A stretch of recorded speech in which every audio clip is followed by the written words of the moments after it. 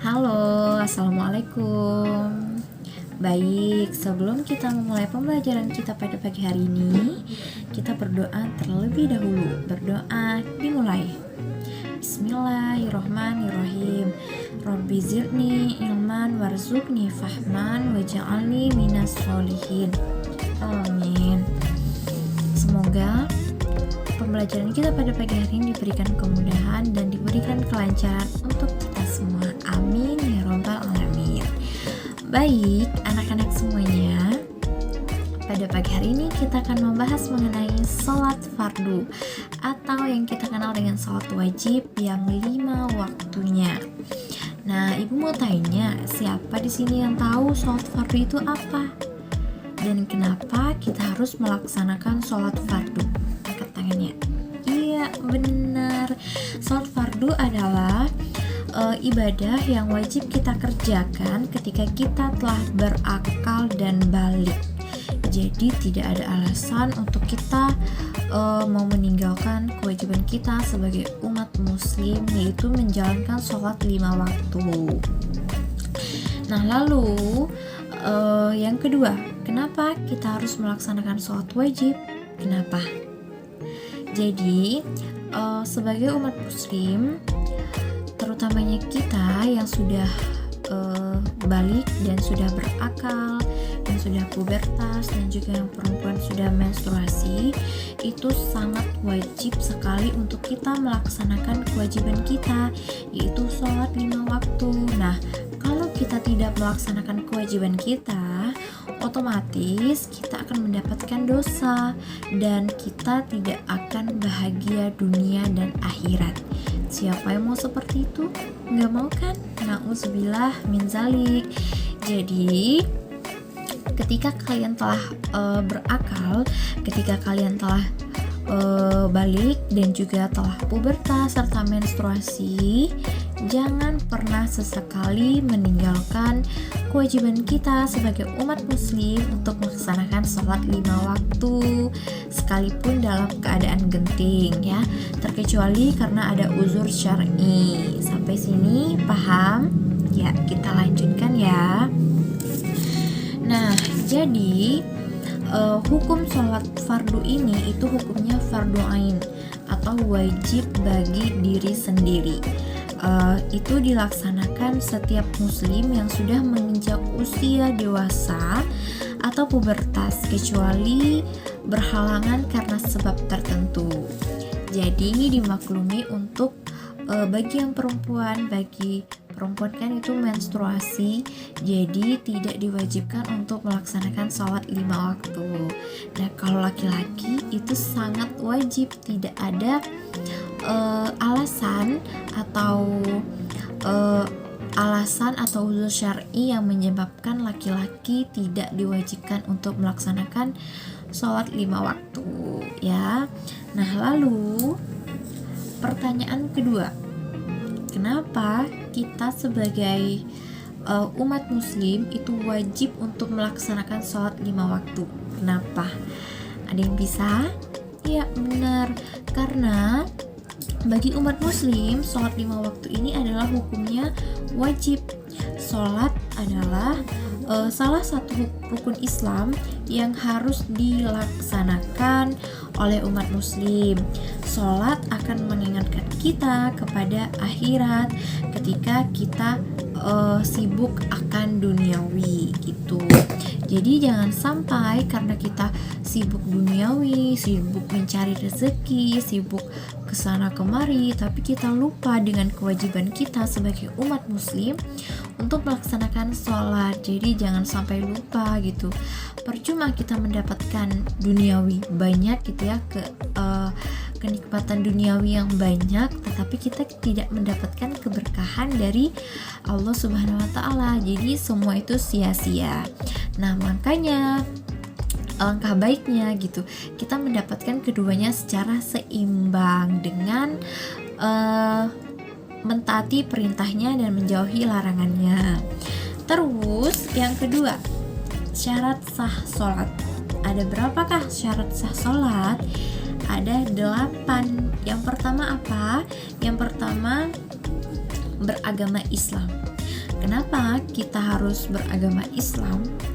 Karena beragama Islam merupakan syarat mutlak, syarat resmi dari seseorang ketika ingin melaksanakan sholat, ya. Jadi ini adalah hukumnya wajib beragama Islam. Tidak diwajibkan bagi yang non muslim, makanya orang yang non muslim itu tidak diwajibkan untuk melaksanakan sholat, terkecuali karena ada beberapa uzur yang mewajibkan mereka untuk melaksanakan sholat, seperti melaksanakan tugas sekolah atau tugas kuliah dan lain-lainnya gitu. Tapi tetap bagi seorang muslim itu syarat mutlak melaksanakan sholat. Yang kedua adalah sudah balik dan berakal. Nah, ketika kita bagi laki-laki sudah sunat, sudah mimpi basah, dan bagi perempuan sudah menstruasi, itu wajib dan sangat wajib sekali untuk melaksanakan sholat. Jadi tidak ada alasan untuk tidak sholat, ya. Karena apa? Karena ketika kita sudah balik, ya, itu artinya dosa sudah kita tanggung sendiri, bukan orang tua kita yang menanggung. Makanya jangan pernah meninggalkan sholat ketika kita sudah balik, gitu ya. Lalu syarat yang ketiga adalah suci dari hadas kecil dan hadas besar. Nah, kalau kita masih kotor, ya, artinya kita masih, kalau perempuan masih dalam keadaan menstruasi, itu tidak diwajibkan untuk melaksanakan sholat. Tetapi tunggu ketika masa menstruasinya telah selesai, baru diwajibkan untuk sholat, gitu ya. Begitu juga dengan laki-laki gitu. Tapi perlu digarisbawahi di sini bahwasannya tidak ada unsur syar'i yang menyebabkan laki-laki boleh untuk tidak sholat seperti wanita gitu. Terus syarat yang selanjutnya adalah suci seluruh anggota badan, pakaian, dan tempat. Jadi ketika kita mau sholat, ya, kita selain harus suci dari hadas kecil dan hadas besar, kita juga harus suci dari pakaian kita dan tempat kita serta anggota tubuh kita.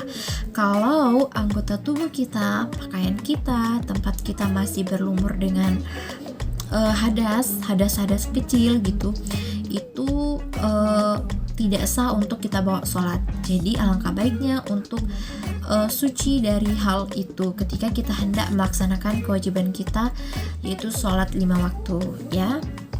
Terus yang selanjutnya adalah menutup aurat. Nah, syarat ini merupakan syarat yang paling penting dalam ketika kita hendak melaksanakan sholat, yaitu menutup aurat. Laki-laki auratnya dari pusat sampai lutut. Jadi kalau mau sholat, ya, itu aurat untuk laki-laki itu harus tertutup dengan sempurna, yaitu dari pusat sampai lutut. Nah, kalau perempuan itu seluruh tubuh, seluruh anggota badan termasuk aurat, kecuali muka dan telapak tangan. Jadi bagi perempuan, muka sama telapak tangan itu tidak wajib ditutup karena itu bukan merupakan syarat sah sholat.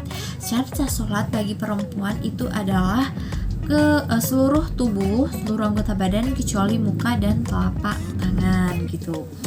Nah, lalu syarat sah sholat yang selanjutnya adalah sudah masuknya waktu sholat. Nah, kalau belum masuk waktu sholat, jadi jangan sholat terlebih dahulu. Nah, sholatlah ketika telah memasuki waktunya, seperti sholat subuh. Sholat subuh itu kalau sekarang, ya, itu dari jam 5 kurang 10 menit itu sudah azan. Nah, jadi ketika jam tersebut siap-siaplah untuk melaksanakan sholat subuh. Disiapkan semuanya, jangan sampai sholat subuhnya karet gitu, ya. Lalu yang selanjutnya adalah paling penting dari sholat, menghadap kiblat. Jadi percuma kalau kita sholatnya rajin, ya, tepat waktu, nggak pernah tinggal, nggak pernah bolong, tapi tapi ternyata kiblatnya salah, jadi semua itu sia-sia, percuma gitu. Jadi tetap harus diperhatikan kiblatnya arah kemana gitu. Menentukan kiblat bisa dengan kompas, dengan aplikasi-aplikasi yang emang benar-benar sudah terjamin benar gitu ya. Lalu yang terakhir adalah mengetahui yang mana rukun dan yang mana sunnahnya gitu. Sampai sini paham? Ya, paham. Baik. Lalu yang selanjutnya adalah rukun sholat. Rukun sholat ini ada berapa? Ada 13. Yang pertama, berdiri bagi yang mampu. Nah, kalau lansia itu kan tidak diwajibkan untuk berdiri, bisa dengan berbaring, bisa dengan duduk ya. Lalu yang kedua, niat dan dalam hati.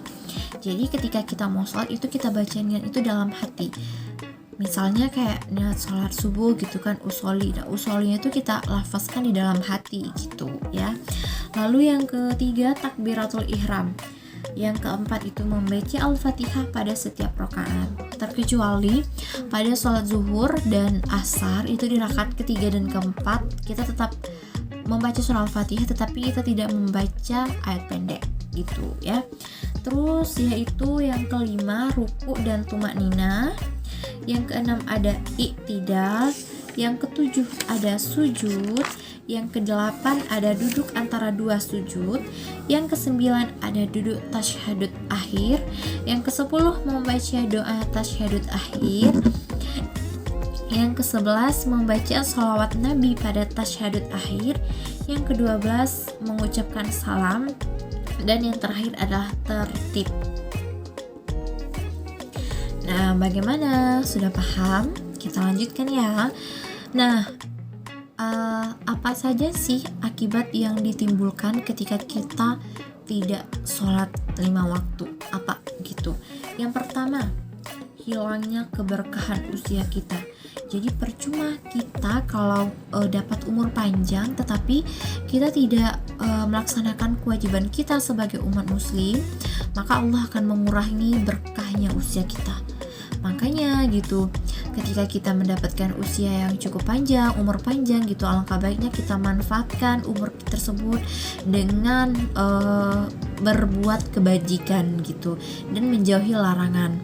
Terus yang kedua adalah dihapuskan aura soleh dalam diri wajahnya. Jadi kalau kita tuh ya suka meninggalkan sholat, aura soleh di wajah kita, soleh dan solehah itu akan dihapuskan. Karena kita lalai akan perintah kita sebagai umat muslim untuk melaksanakan sholat 5 waktu. Terus yang ketiga, nah setiap kebajikan yang kita perbuat ya, setiap kebajikan baik, kebajikan amal yang kita kerjakan itu tidak akan dijadikan sebuah pahala oleh Allah Subhanahu wa Ta'ala. Terus yang keempat, doa kita itu tidak diangkat ke langit. Jadi sangat percuma sekali kalau kita dapat umur panjang tetapi kita malah melalaikan kewajiban kita sebagai umat muslim ya.